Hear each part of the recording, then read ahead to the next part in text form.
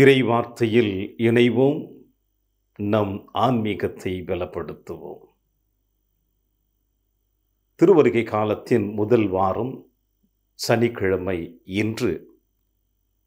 இயேசு நம் அனைவருக்கும் கொடுக்கின்ற செய்தி, தன் சீடர்களை வழி அனுப்பி வைக்கின்றார் இறையாட்சி பணிக்காக. அதோடு மட்டுமல்லாமல் அறுவடை மிகுதி, வேலையாட்கள் குறைவு, அறுவடையின் ஆண்டவரிடம் மன்றாடுங்கள் என்று தன் சீடர்களை அனுப்பி வைக்கின்றார். அதோடு மட்டுமல்லாமல் அனுப்பி வைக்கின்றவர் அவருடைய பணி வாழ்வு எப்படி இருக்க போகிறது என்பதையும் அவர்களுக்கு தெளிவாக சொல்லுகின்றார். மத்தேயு எழுதிய நற்செய்தி 9ஆம் அதிகாரம் இறைவார்த்தை 35 முதல் 10ஆம் அதிகாரம் 1 மற்றும் 5 முதல் 8 முடிய. இந்த நற்செய்தி வாசகம் எதை பற்றி பேசுகிறது என்றால், தான் செய்து கொண்டிருக்கின்ற இந்த இறையாட்சி பணி தான் மட்டும் செய்துவிட வேண்டாம், மாறாக தன்னை பின்தொடர்கின்ற, தன் மீது நம்பிக்கை வைக்கின்ற எல்லாருக்குமே இந்த அற்புதமான அரிய வாய்ப்பை கொடுக்கிறார். இறைவனுடைய செயல்பாடுகள் மனிதனத்தில் கொடுக்கப்பட்டு மனிதன் அதை கடைபிடித்து செய்ய வேண்டும் என்று விரும்புகிறார்.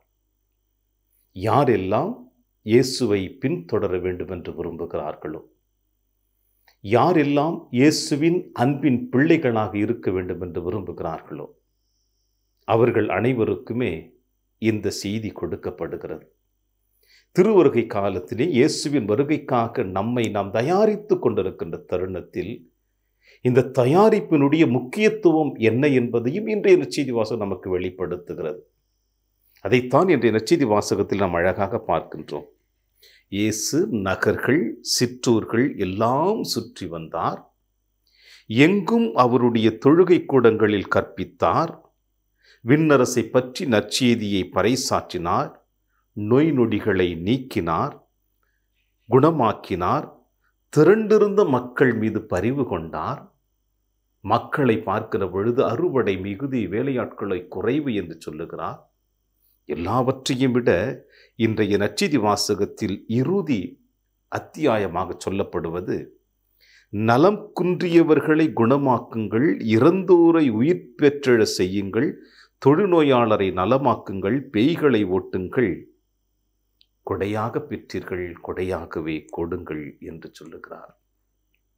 பிரியமான அன்பின் தேவ பிள்ளைகளே, நம்முடைய வாழ்க்கையில் ஒரு தெளிவான ஒரு செய்தி என்னவென்றால், இயேசு கொடுத்திருக்கின்ற செய்தி தான் இது.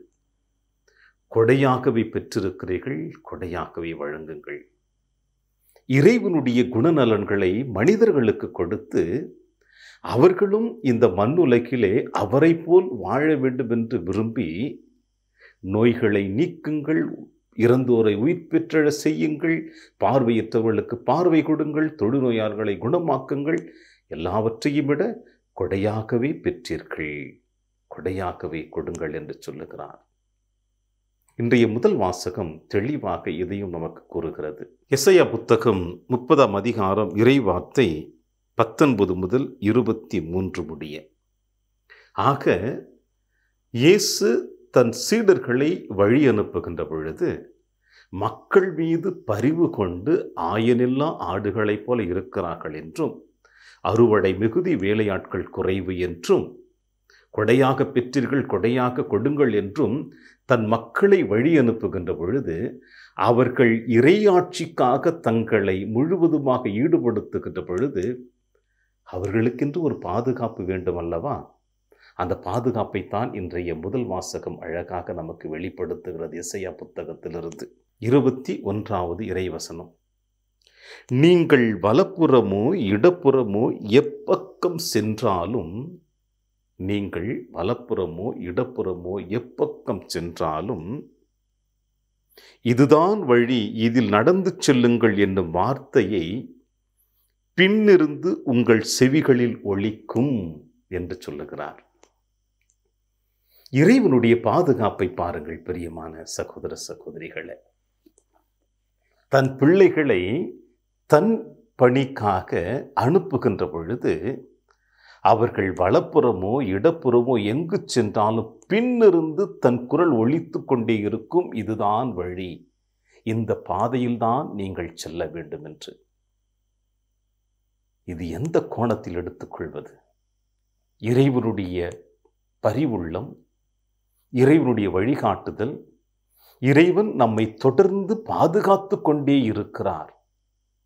ஒருவேளை நம்முடைய இந்த பணி வாழ்விலே தீய சக்திகள் நம்மை ஆட்கொண்டாலோ, நாம் பயணித்து கொண்டிருக்கின்ற பொழுது பாதை தடுமாறி சென்று விட்டாலோ, இந்த இரண்டு கோணங்களில் அவருடைய பணியாளர்கள் செல்லுகின்ற பொழுது பின்னிருந்து என் குரல் ஒலித்து கொண்டே இருக்கும் உன்னுடைய பாதுகாப்புக்காக என்று சொல்லுகிறார்.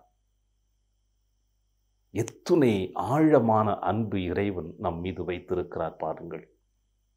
இது துறவற வாழ்வில் இருக்கின்ற குருக்களுக்கும் கன்னியர்களுக்கும் மட்டுமல்ல, இல்லறத்தில் வாழ்ந்து கொண்டிருக்கின்ற உங்கள் ஒவ்வொருடைய வாழ்விலும் குருக்களும் கன்னியர் இறையாட்சிக்காக எப்படி உழைத்து கொண்டிருக்கிறார்களோ அதுபோல உங்களுடைய குடும்பத்தில் குடும்பம் அமைதியான அன்பின் பாதையில் பயணித்துக் கொண்டிருக்க வேண்டும் என்பதற்கு நீங்கள் எடுக்கின்ற முயற்சிகளும் இறையாட்சி பணிதான். ஒவ்வொரு குடும்பமும் குட்டி திருச்சபை என்று சொல்லப்படுகிறது. இந்த குட்டி திருச்சபை தெளிவாக இருந்தால்தான் பங்கு என்கின்ற திருச்சபை தெளிவாக்கப்படும். பங்கு என்கின்ற திருச்சபை தெளிவாக்கப்படுகின்ற பொழுதுதான் மறைவட்டம் என்கின்ற திருச்சபை தெளிவாக்கப்படும். மறைவட்டம் என்கின்ற திருச்சபை தெளிவாக்கப்படுகின்ற பொழுதுதான் மறைமாவட்டம் என்கின்ற திருச்சபை தெளிவாக்கப்படும்.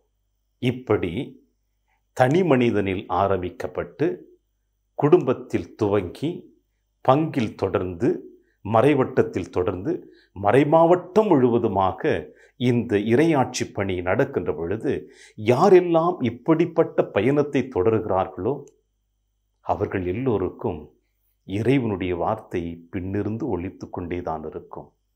இந்த வழியில் செல்லுங்கள், நான் உன்னோடு இருக்கிறேன் என்று. இதைவிட வழிநடத்துதல் இந்த மண்ணுலகில் உங்களுக்கும் எனக்கும் வேறு எது வேண்டும்? எனவே பிரியமான அன்பின் சகோதர சகோதரிகளே, இந்த திருவருகை காலத்தில் பயணித்துக் கொண்டிருக்கின்ற உங்களுடைய என்னுடைய வாழ்விலே இறையாட்சி பணிக்காக நாம் அனைவருமே நம்மை ஈடுபடுத்திக் கொள்ளுகின்ற பொழுது பயம் வேண்டாம், கலக்கம் வேண்டாம், தயக்கம் வேண்டாம். பயணிப்போம். இறைவன் என்றும் நம்மோடு இருப்பார் என்ற எண்ணத்தோடு இறையாசிர் என்றும் உங்களோடு.